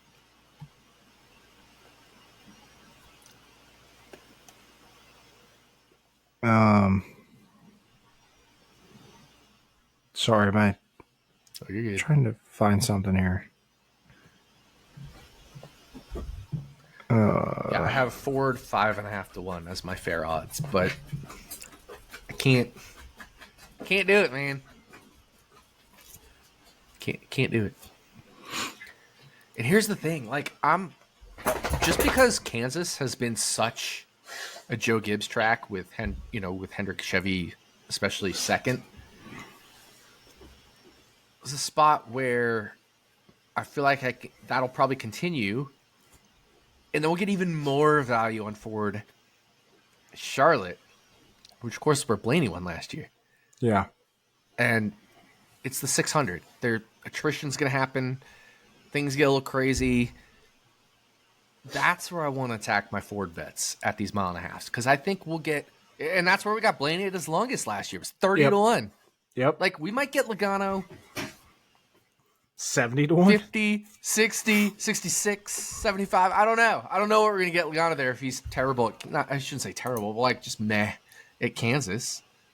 I don't know, but kind of just holding out a little longer. Like, I could see even taking something like a Gregson 100 to 1 for the 600 or something, you know? I just like, here's the thing with Logano. I just feel like I have to bet the 50 to 1 because of this, just the random chance that he gets track position late and can hold off, like we saw him do at Texas like 3 years ago. Oh, well, that's the thing. Like, a random late restart as well. Yeah. I mean, he finished 5th and 6th at Texas, or here at Kansas last year. The problem is, you could say that about any Ford. Like, why not Gregson at 80 then? Or something. And Gregson will probably have more speed than Logano. Yeah, exactly. So, like, I have Joey Logano, like I said, 1.9% to win this race. And 50 to 1 is 1.96% implied odds. So, I can't bet 50 to 1 Logano knowing I'm not even showing value on 50 to 1 Logano. Mm-hmm. I have Gregson 1.1%. So if he's 100 to 1 somewhere, I could, get on a Gregson bet. But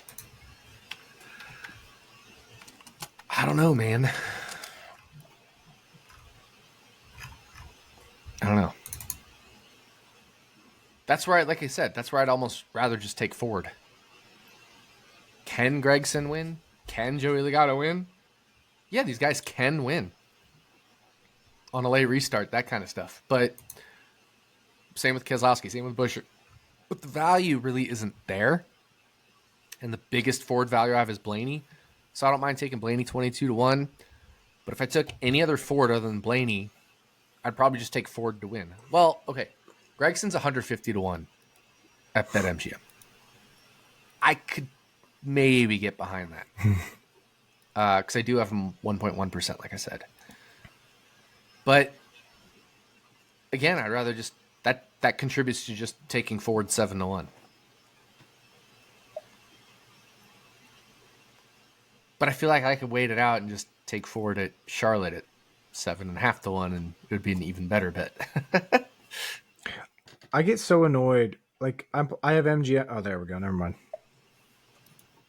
I get so annoyed how often I can't figure out these apps.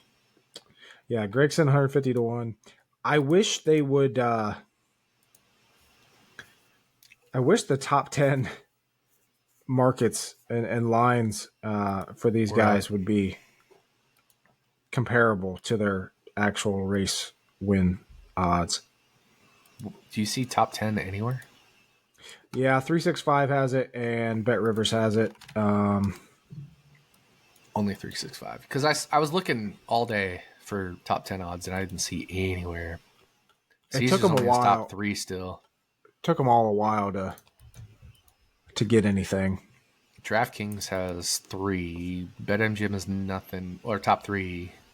But yeah, there's Bet365 with top 10s. How do we feel Stenhouse plus 750 for a top 10? Here's the thing. Stenhouse is a guy that my model is never going to like because of his performance everywhere else, which always factors in.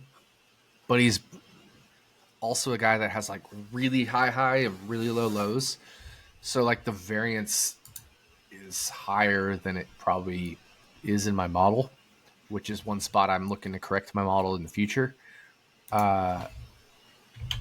So I don't have value on Stenhouse top 10 plus 750, but he is good here. Very good here. Yeah, his last, as is Austin Dillon, who is plus 800 for a top 10. Austin Dillon finished 33rd last fall, but before that, 10th, 14th, 13th, 10th, 10th, 11th. And I do have value on Austin Dillon top 10, 8 to 1. Mm-hmm. Yeah, I like it's pretty that. thin. It's pretty thin. It's like 1%, right? But it's value. He and I don't know if he finished 16th at Vegas, by the way. I don't know if Eric Jones is racing this week, but they do have him listed plus 750 for a top 10, and if he's racing, I kind of like that as well. If Eric Jones is racing, I have him like 5 to 1 for a top 10.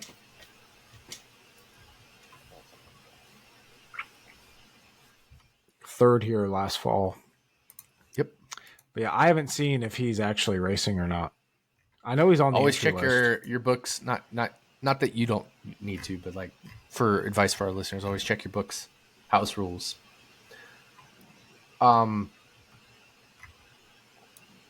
Yeah, 750, 7.5 to 1 on Eric Jones. Definitely value for a top 10 though. If he is racing. So here's the thing: if you bet him and he is racing, it's good value. And if he's not racing and your book says must start or must attempt to qualify or whatever, all good there too. So it's just make sure you check your book's rules. Some books, which typically comes with offshore, is all bets are action, right? Mm-hmm. And in that case, you wouldn't want to bet plus 750. I wish that was the case. I wish that was Betfred's policy, because last week they kept up Suarez versus Jones head to head all week. Mm-hmm. So all bets are action. I just bet that it, would be sick, hoping that they'd keep it, and they actually they kept the bets on there, but then they voided them once the race was over. But something like that you try to take advantage of. I'm checking. Let me calculate. And this is probably going to go down in the whole like Ford stuff. Yeah, I technically have value on Buescher top 10 plus 180. But again, this is a spot where I don't know if my model can adjust quick enough for how rough it's been for Ford. Right. And how dominant. It's less so how bad Ford has been, but just how good JGR, or Toyota, I should say, and Hendrick have been. So Pockris tweeted yesterday, Jones is listed in the 43. He has doctor visits this week that will determine whether he races. Yeah. But yeah, I like that plus 750 on him, and I like the plus 800 on Austin Dillon. I do too. Other than that, I'm not seeing a ton of top 10 value that I like. Which top 10? I couldn't even know. Here's the thing. I'm actually pissed. Okay, so my tertiary one about it. Why didn't I bet Daniel Hemrick top 10 after practice and qualifying? Because I had it at 5.6%, and there was a 25 to 1 out there on BetMGM for his top 10. I should have bet that.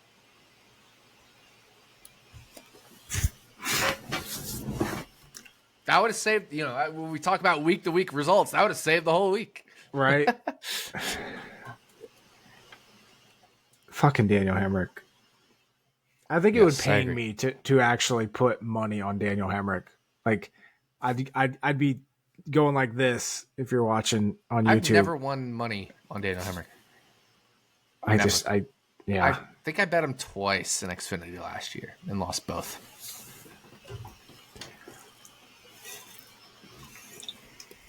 But I should have bet us 25 to 1 top 10 after practice. I mean, qualified what, 14th or something? Yeah. He had a good qual. And he was garbage in practice, then went out and qualified 14th.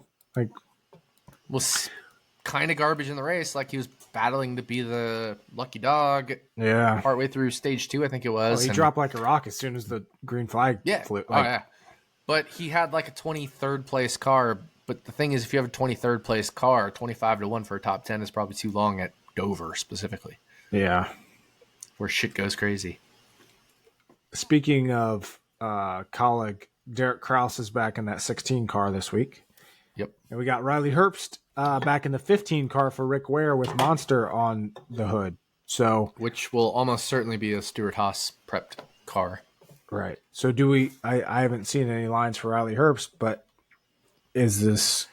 There was one that 30 to 1 for a top 10. I know Greg beat me to, and that's the whole thing is like some people just, hit every opener possible. And I'm off on Mondays and Tuesdays. So like, plus I want to like track the bets and help my Discord out. So I'll miss some openers.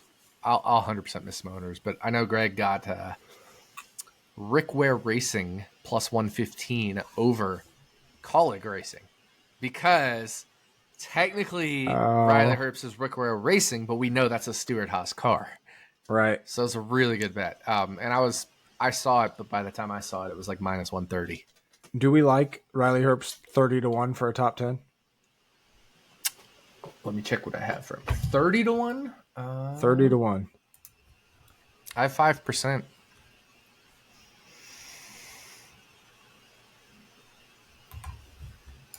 It's too high, but to be fair, I have 5% assuming he is actually in a Stewart-Haas car. Mm-hmm. Okay, so that's the caveat. I have 5% assuming he actually is in a Stewart-Haas car.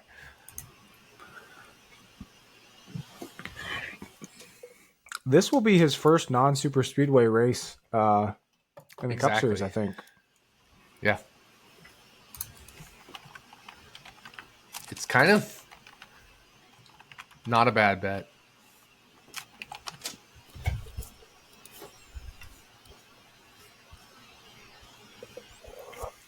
Yeah, Daytona, Talladega.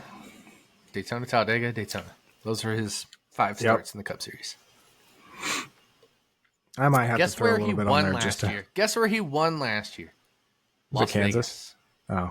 Las Vegas. Sister track. But that's, that's the sister track. Yeah, don't hate it at all.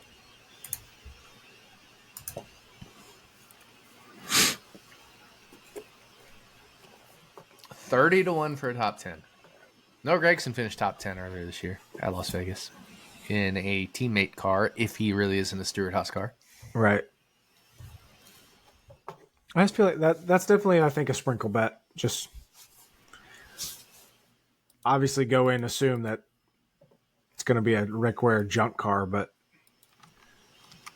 yeah, you never really know. No, you never really know.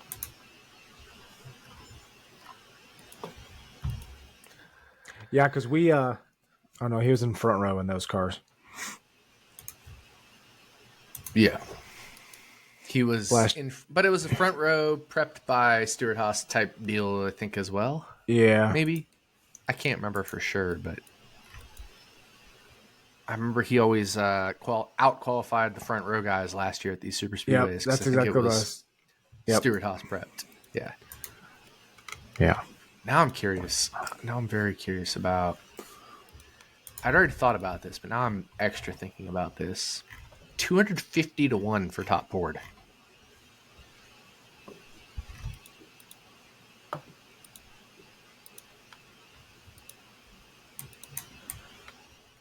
Can I bet that? 250 to 1 for top Ford. Like, if he finishes Noah Gragson 6th from Las Vegas, and then Blaney has a problem, I'm I'm taking Riley Herbst 250 to 1 top Ford. Assuming he is in a Stewart Haas racing car, I have this at 1.5%. So 250 to 1 is stupid. Yep. Which is 67 to 1, right? So 66, 67 to 1. I got to take 250 to 1 top Ford.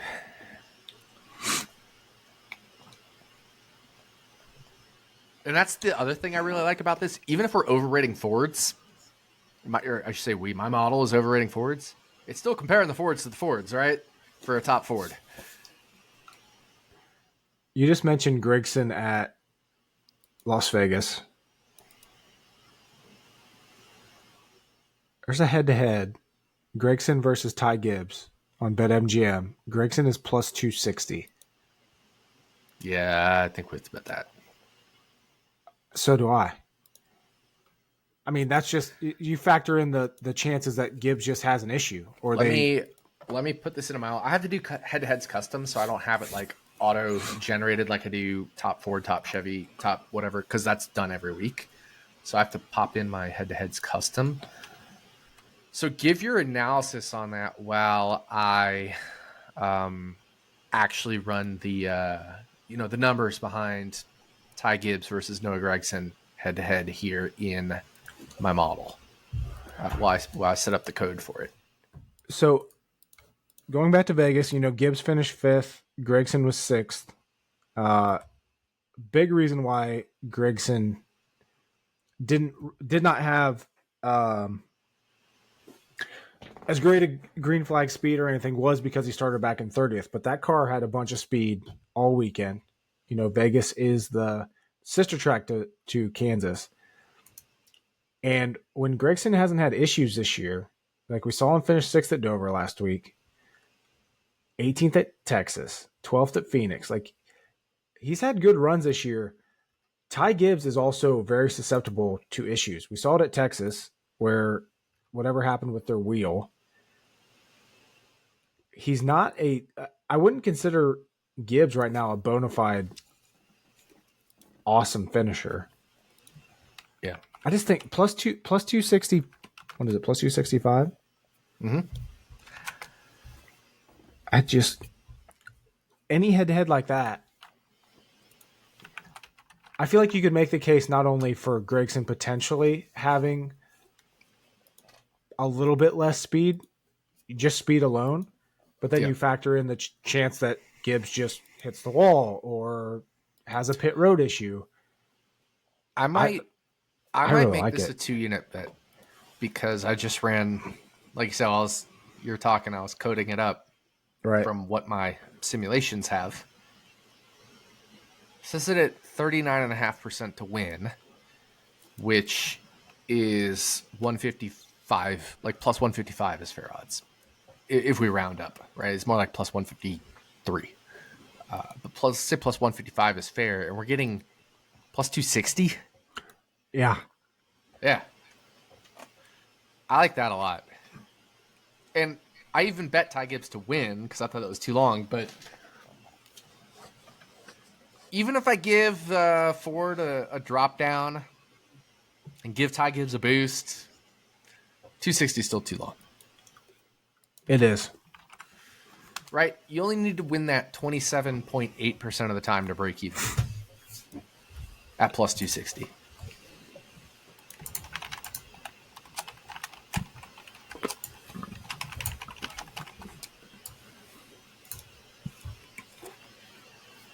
I'm in. I'm in as well. I'm in. That's a good one. That's a really good one. But I also love Riley Herbst 250 to 1 top Ford, and I hate myself for it.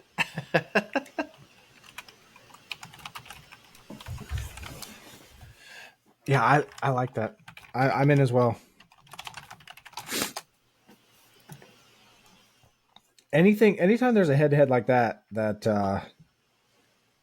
you got those odds, I feel like I'm in, and I'm in for 1 year right now. I might hit it again after we get off air and 2-united.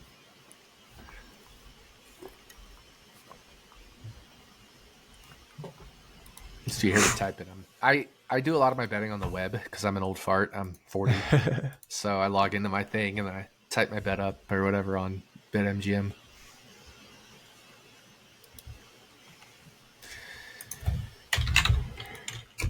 It's me and Jim Sonis. We like to track our bets on the web version of Action Network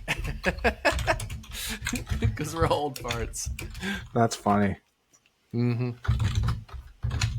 I've mostly adapted to the app now, but I still have some web-based instincts, especially for NASCAR. Like college basketball props or NFL bets or whatever, I pretty much do it in the app, but NASCAR I still often will log on the web. In the app. In That's the funny. air quote app, but on the web. Right. Yeah. You got anything else for Kansas before we get to our picks? I do. So I'm looking at my simulations and let's go to driver props. But Wallace still plus 105 versus Chase Elliott at DraftKings. At Bet365, he is head-to-head matchups. Where is that? Race matchup. Bet365, he's plus 105. If you can get Bubba Wallace plus money versus Chase Elliott, you should take it. 100% should take that. I know Chase Elliott's been running good, but here's the thing about Chase Elliott. One of those was Dover, which is his best track. Right. Remember Texas? He couldn't even get out of the 20s until he got track position. Because Texas was weird like that, where you kind of need a track position. Martinsville is Martinsville, and Richmond's Richmond. Like, Bubba Wallace is going to be better than Chase Elliott, I think, more often than not at Kansas. Just given how the intermediate packages, not counting Dover, intermediate package, all that other, everywhere else except Martinsville, Dover, and Richmond, Chase Elliott has just been in the teens. Bubba Wallace will probably have a top 10 car at Kansas. And when I say probably, I would say very, very probably have a top 10 car at Kansas. I would be surprised if that car isn't one of the fastest in practice and qualifying. Exactly. So take Bubba Wallace over Chase Elliott at plus money if you can get it. That's what I would say. I don't think I'd take it. I don't think I'd take it at minus 105. But I do technically still have value on it. It's just one of those, it becomes pretty thin, and I'd rather just pass if it's really thin value.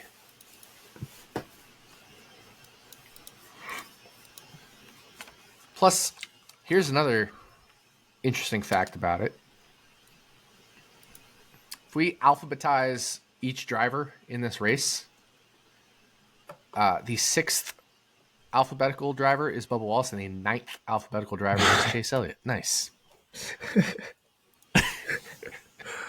That's not where I was expecting you to go with that. Only reason is because I'm coding up the head-to-head probability. Yeah, so I have minus 110 each way is, or not each way. Minus 110 for Bubba, plus 110 Chase Elliott as fair. So minus 105 is super thin on Bubba, but if you get plus 105, I wasn't expecting it to go there either. I was coding it up, and alphabetically, that's how they rank. That's in funny. This race. That's funny. Wait, hold on. We have to see if anybody's completed the 69 challenge this year.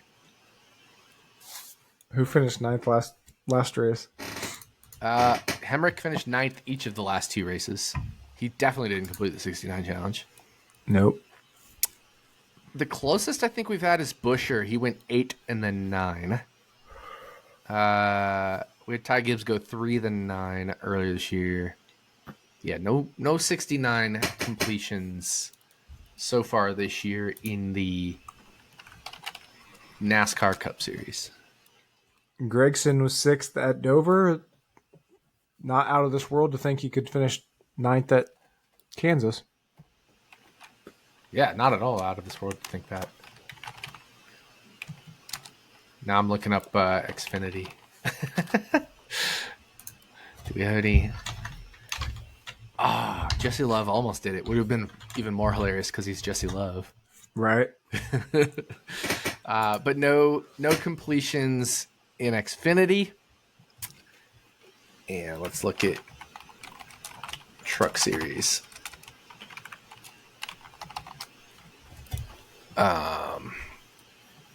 Scroll down. No completions in the Truck Series. Darn. Boo.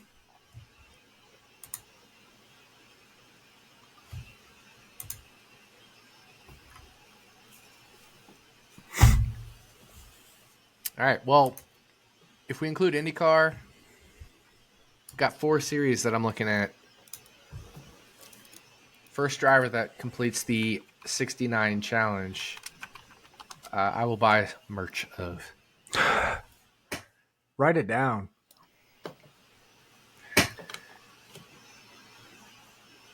Here's the crazy thing. If we include Formula One, there hasn't even been a completion. All right, so including all those series, the 3 major NASCAR series, F1 and IndyCar, first driver to complete the 69 challenge, I will buy merch from. I hope it's Daniel Hemrick so bad. I hope not. Well, the good thing is he has to finish 6th before he finishes 9th. That's true. Damn it. It's probably not going to happen, but I guess it's possible. Yeah.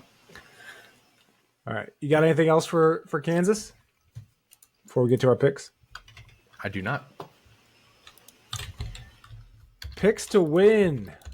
You and I both got back on the good finish train. You had Larson last week, who finished 2nd. I had Chase, who finished 5th.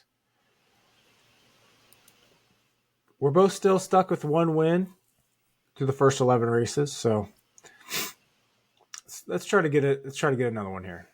I am going to my turn to go first here, and I hate to do it, but I'm going to go the favorite here. I'm going to go with Denny Hamlin. Last time I picked Hamlin was Richmond when he won, so let's see if we can keep that going.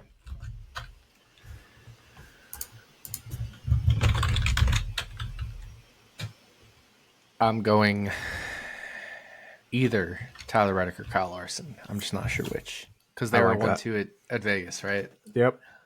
Get a little extra Toyota edge here at Kansas. And here's the funny thing. We didn't talk about this, but I have value on Tyler Reddick over 5.5 finishing position. Yep. I can like both over 5.5 finishing position, but also like his chances to win the race. Because Kansas does get a little wild. If you remember last year, best race of the year was first Kansas race. It can get a little crazy at Kansas. So those overs are definitely in play. What is his odds for over 5.5? It was at Caesars. Let me pull it up. Plus 105 right now.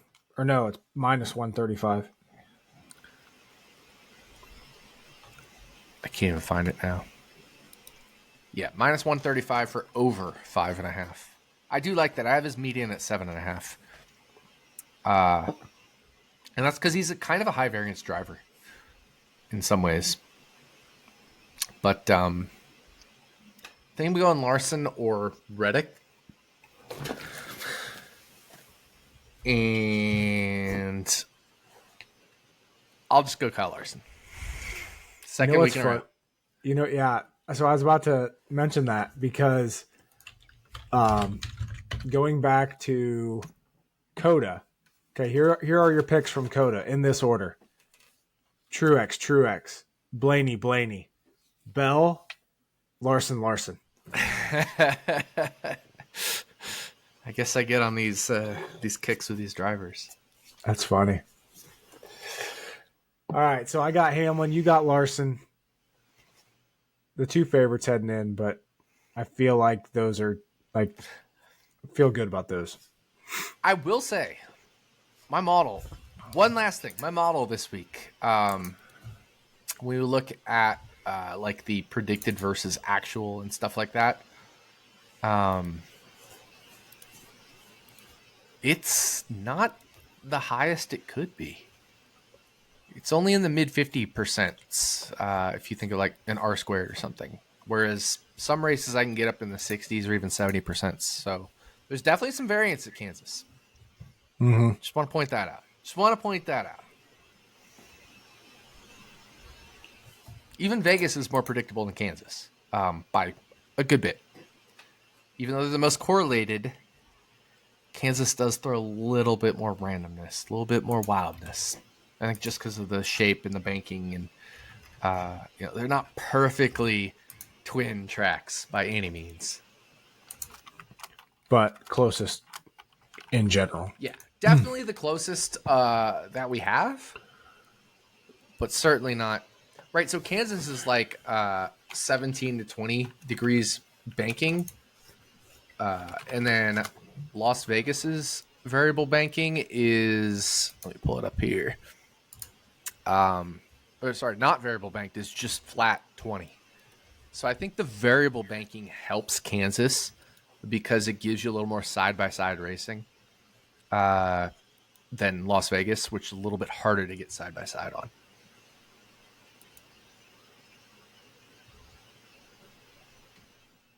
That makes sense. Kansas is just, I don't know. It's a good track. I fully expect this race to just be another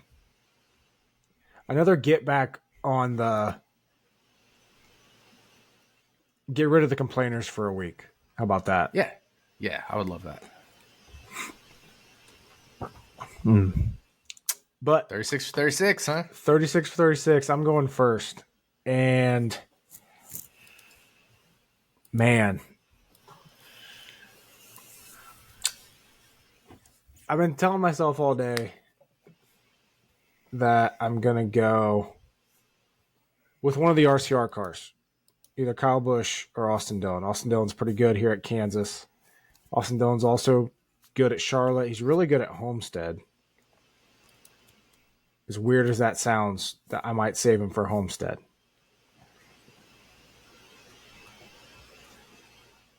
I could burn up a Bubba here. Maybe this is the week to use Bubba because, is Kansas his best track outside of, a good Martinsville or something.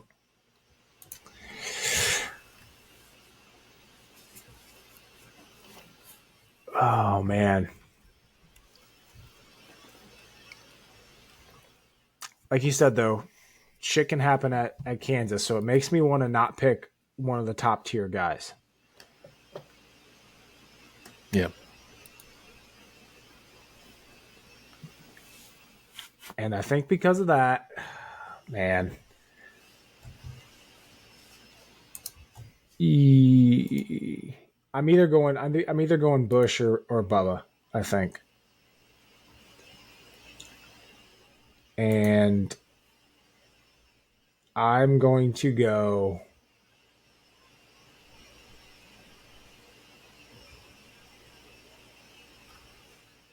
Bubba Wallace at Kansas.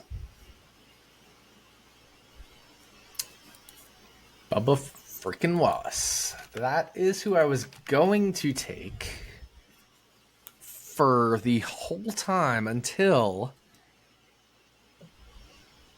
I just remembered that I can get a Stewart-Haas racing car. Ooh. I already used the 15. That was the first thing I looked at when I was looking at this was that I used the 15. Have not used, but as a Rick Ware car, and that is the 15 of Riley Herbst. So I get the 15 this week, I think, as a Stewart-Haas racing car. And Riley Herbst, this is a good track type for him. There is top 10 potential here, I think. What did we say? He's 30-1 for a top 10? 30-1 for a top 10. This is at Caesars? Bet Rivers. No, Bet Rivers. I don't have Bet Rivers, so I can't bet Or the that. Canby books. Yeah, I know what you mean. I have zero access to them.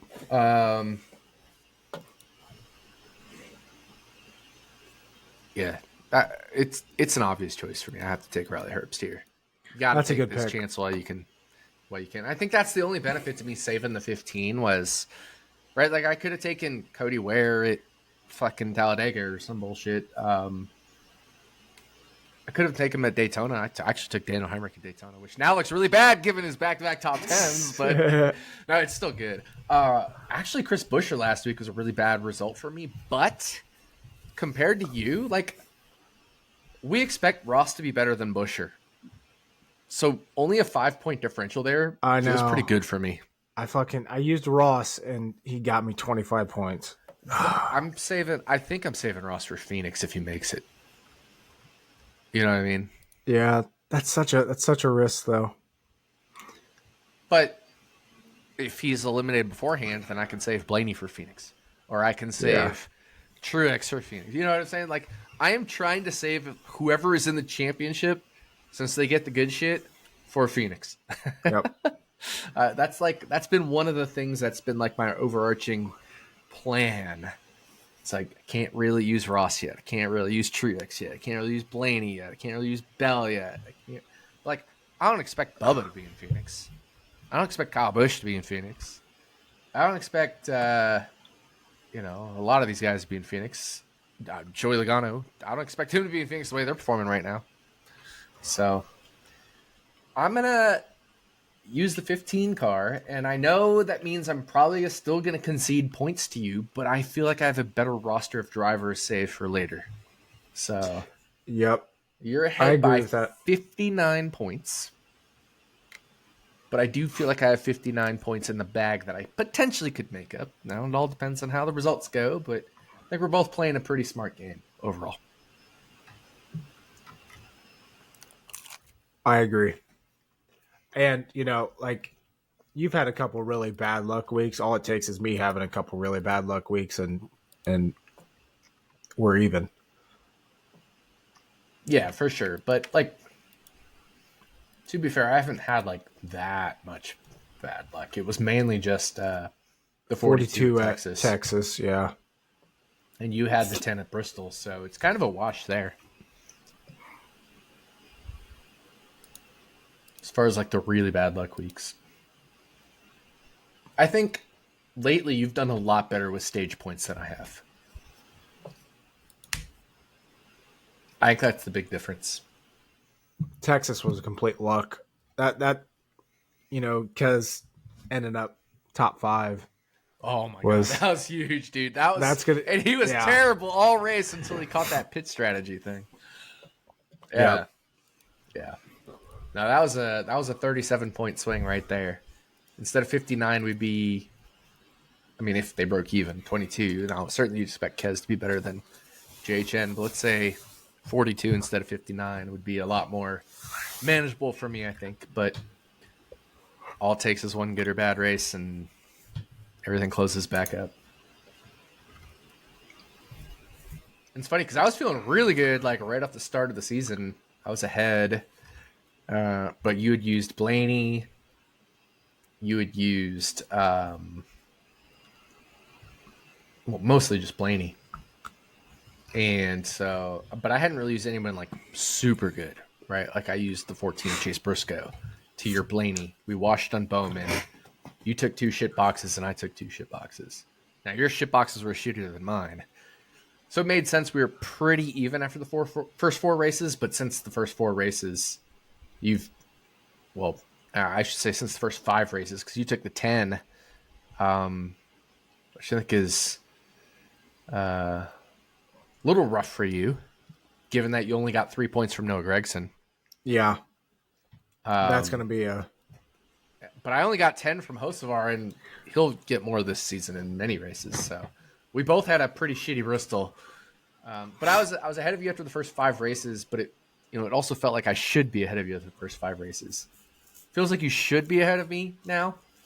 given the drivers you've picked, but I think you're further ahead of me than I would say expectations. So I think you're in the de facto lead, even when we adjust for quality. But I wouldn't say it's massive. No, it's definitely not massive. I'd say it's will note 10, 15 points. I will note that points, I'm at 296 right now. You're at 237. That would put me 11th in points right now. And that'd put you in 19th. And that's using some shitty cars. Yep, exactly. It's a really good point. Right on that playoff bubble. Wow, that's cool. That is cool. Yeah. You'd be... Do we get a docu 35 points for using Noah Gragson in his penalty race? I'm kidding. I actually don't think that was his penalty race, but that was the joke. Yeah, that would put you right behind Ross Chastain. And that would put me right behind Daniel Suarez. Right behind the Trackhouse cars, each of us. Yep. Oh, boy. All right. It's fun. This 36 for 36 is so good. I can't wait for the end of the season because we're going to have to get more strategic. Mm-hmm. Like, we both still have Josh Berry, so we have to figure out where to use him. I still have Austin Dillon. I have to figure out where to use him. Like, I feel like I definitely get an advantage this week being able to use the 15 versus when you use the 15. Yeah, because I used the 15 at Daytona, which was also Herbst. Only got me 13 points. That's true. Yeah. We both have the front row cars of McDowell and Gilliland. We both have the 43, which I know we were both planning on using him at Darlington, but... Yeah.